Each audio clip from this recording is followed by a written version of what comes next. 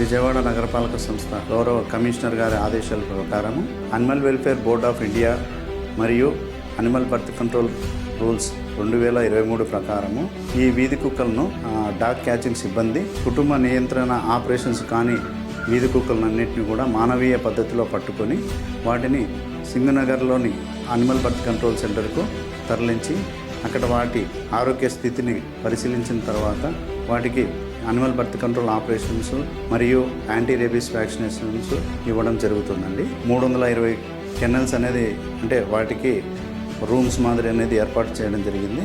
వీటికి ఆపరేషన్స్ అయిన తర్వాత వాటికి కావాల్సినటువంటి మందులు యాంటీబయాటిక్స్ కానీ అలాగే పెయిన్ కిల్లర్స్ కానీ 5 రోజుల నుంచి 7 రోజుల వరకు ఇవ్వడం జరుగుతుంది.